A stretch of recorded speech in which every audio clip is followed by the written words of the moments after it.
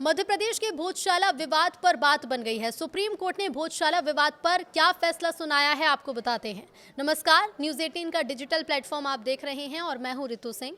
Supreme court के फैसले के मुताबिक अब भोजशाला में 23 जनवरी को पूजा के साथ साथ नमाज भी होगी। दरअसल सुप्रीम कोर्ट में भोजशाला मस्जिद विवाद मामले को चुनौती देने वाली याचिका पर गुरुवार को सुनवाई हुई। सुप्रीम कोर्ट ने भोजशाला विवाद पर बीच का रास्ता निकाला, मतलब भोजशाला में पूजा भी होगी और नमाज भी। सुप्रीम कोर्ट ने बसंत पंचमी पूजा को सूर्योदय से सूर्यास्त तक की इजाजत दी, जबकि जुमे की नमाज दोपहर 1 बजे से 3 बजे तक होगी। सुप्रीम कोर्ट में सीजेआई सूर्यकांत की बेंच ने इस मामले पर फैसला सुनाया। हिंदू पक्ष की मांग पर सुप्रीम कोर्ट ने कहा कि आपको परंपरा के अनुसार पूजा करने की इजाजत है, लेकिन जुमे की नमाज दोपहर 1 से 3 बजे तक ही होगी। दरअसल भोजशाला मस्जिद परिसर में बसंत पंचमी पूजा के कारण सूर्योदय से सूर्यास्त तक नमाज न पढ़ने की मांग वाली अर्जी दायर की गई थी। इसी पर सुप्रीम कोर्ट ने यह फैसला सुनाया। याचिका हिंदू फ्रंट फॉर जस्टिस ने दायर की थी।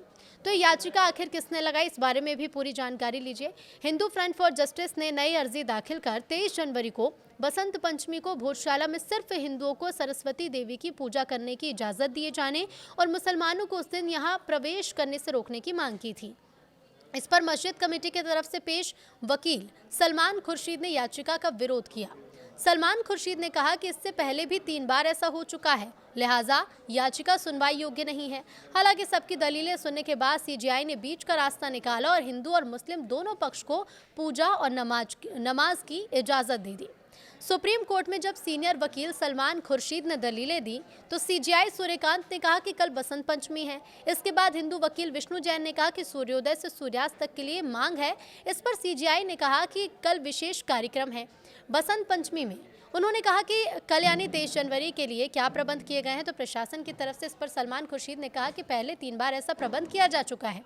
इस पर सीजेआई सूर्यकांत ने कहा कि 23 जनवरी को दोपहर 1 से 3 बजे तक नमाज अदा कर ली जाए और सुबह 4 और फिर 4 बजे के बाद बसंत पंचमी का आयोजन हो।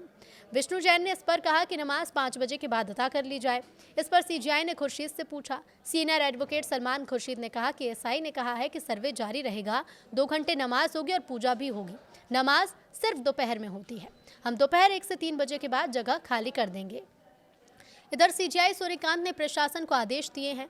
तो जस्टिस बागची ने कहा है कि मुहूर्त दोपहर 1 बजे तक है, पूजा दोपहर 1 बजे तक हो जाए और इसके बाद नमाज होगी।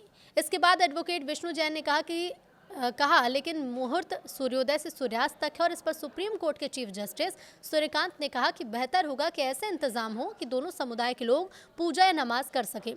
सुप्रीम कोर्ट ने कहा है कि प्रशासन ऐसे इंतजाम करे।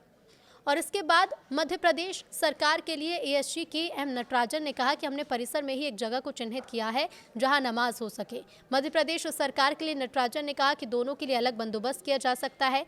इस पर सीजेआई ने कहा कि दोनों पक्षों से बात कर लें। विष्णु शंकर जैन की दलील क्या थी वो भी जान लीजिए। तो विष्णु शंकर जैन ने कहा कि बसंत पंचमी के दिन भोजशाला में पारंपरिक तरीके से जो पूजा पाठ होता रहा है वो भी होगा, लेकिन शुक्रवार का दिन है और ऐसे में मुस्लिम पक्ष के लोग नमाज भी कर सकते हैं, लेकिन कुछ वक्त के लिए ही मात्र टाइम दिया गया। मुस्लिम पक्ष से जो लोग वहां पर आना चाहते हैं उनके लिए पास भी बनवा रहे हैं और उनके आने के लिए रास्ता दिया जाएगा।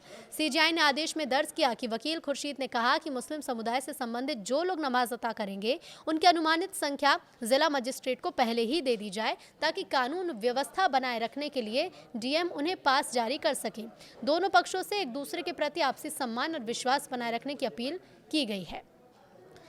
और सुप्रीम कोर्ट ने जो फैसला लिया उसकी खास बातें क्या रही, तो सुप्रीम कोर्ट ने कहा कि भोजशाला सरस्वती मंदिर परिसर में बसंत पंचमी की नमाज और बसंत पंचमी की पूजा और शुक्रवार की नमाज दोनों अदा करने की अनुमति होगी। सीजेआई ने यह साफ किया कि अदालत मामले की खूबियों पर कोई राय नहीं दे रही है, बल्कि केवल 23 जनवरी के लिए व्यवस्थाओं पर ही विचार कर रही है।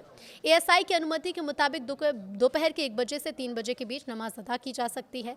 मुस्लिम समुदाय नमाज में शामिल होने वालों की संख्या बताएगा। इसके लिए अलग से प्रवेश और निकास वाला एक अलग क्षेत्र उपलब्ध कराया जा सकता है। इसी तरह से हिंदू समुदाय के लिए बसंत पंचमी की पूजा के लिए अलग प्रवेश और निकास द्वार वाला एक निर्धारित स्थान होगा। जिला प्रशासन नमाज अदा करने वालों के लिए प्रवेश पास जारी करेगा और व्यवस्थाएं पहले की तरह ही की जाएंगी।